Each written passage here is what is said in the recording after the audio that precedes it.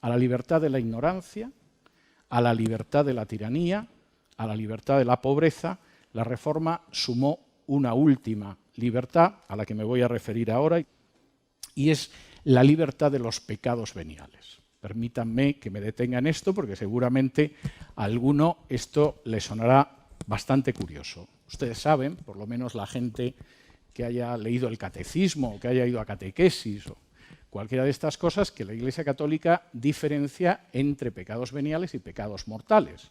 Los pecados mortales ocasionan la condena eterna en el infierno si uno muere en pecado mortal. Los pecados veniales ocasionan un paso por el purgatorio más o menos prolongado. Y de hecho, eso explica que determinadas prácticas borren los pecados veniales. Por ejemplo, al menos en teoría, si uno entra en la iglesia y se santigua con agua bendita, se le van los pecados veniales. Y como decía un profesor mío del Opus cuando yo era un estudiante como ustedes, yo siempre que entro en una parroquia me santiguo con agua bendita porque sé que se van los pecados veniales y a lo mejor se llevan algún mortal de paso.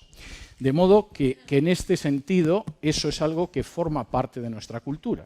El problema es que entre esos pecados veniales están el hurto y está la mentira. En más de 30 años que he dedicado, aparte de otras cosas, a estudiar la historia de Hispanoamérica, no he conseguido hallar un solo político cuya carrera acabara por mentir. Sigo teniendo la esperanza de que un día, cuando esté expresando esto en público, de pronto alguien levante la mano y me diga, está usted equivocado. En el año 1872 hubo un brasileño que se llamaba Du Álvares da Costa, no sé cuántos, y ese efectivamente mentía y le costó su carrera política. No hay un solo caso. Nuestra cultura es una cultura que considera la mentira un pecado venial. Por supuesto, nos molesta cuando nos mienten, es cierto, pero consideramos que la mentira es un pecadillo sin importancia. Es impensable que una carrera política se acabe por mentir. Es más, sabemos que determinados políticos nos mienten y aún así seguimos votándolos. Pero sucede lo mismo en el caso del hurto.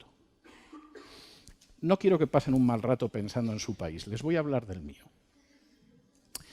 En España a la gente le entusiasma hurtar. Si va a los hoteles, se llevan las toallas o se llevan los albornoces, las batas de baño. Si alguien trabaja en un hospital, desde luego tiene asegurado el suministro de algodón, de alcohol, de jeringuillas o de curitas para su casa. Si alguien trabaja en una oficina, es muy posible que se lleve el papel u objetos de escritorio. No consideran que el hurto sea importante. Son pequeñas cosas, casi como un complemento del salario que reciben. Claro, si a ellos les roban, les sienta muy mal, pero a fin de cuentas robo solo es cuando alguien roba un peso por encima de lo que nosotros robamos. Esa cultura, que forma parte de una cosmovisión de pecados veniales, por supuesto se dispara cuando uno no se puede llevar un frasco de alcohol o un paquete de algodón de un hospital o una toalla de un hotel, sino que uno tiene acceso a un presupuesto. Y cuando uno tiene acceso a un presupuesto, no es una botella de alcohol, puede ser el seguro social del país. O como decía un humorista español, al que yo tuve oportunidad de entrevistar, un personaje muy gracioso y muy ingenioso. En uno de sus sketches humorísticos, al final, el personaje se dirigía a Dios en una oración y le decía, Señor, no me des, pero ponme donde haya. Hay toda una filosofía de la corrupción en esto. Y lamentablemente, la reforma significó la libertad frente a la corrupción y eso no se dio en el terreno de la contrarreforma. El hecho de que una ministra, como en Suecia hace 5 años, dimitiera porque había pagado un pañuelo con el presupuesto de su ministerio.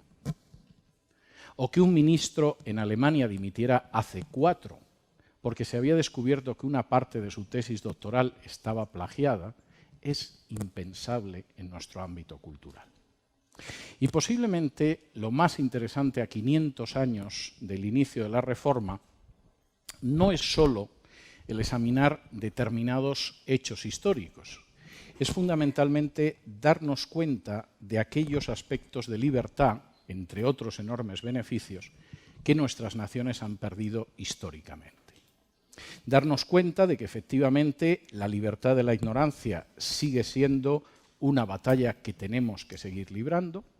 Darnos cuenta de que la libertad de la tiranía y del despotismo político continúa siendo una batalla más que presente a día de hoy. Es más, los riesgos para la libertad en ciertas naciones, como las repúblicas de Hispanoamérica, son enormes porque nuestras democracias son inmensamente frágiles, mucho más de lo que nos gustaría.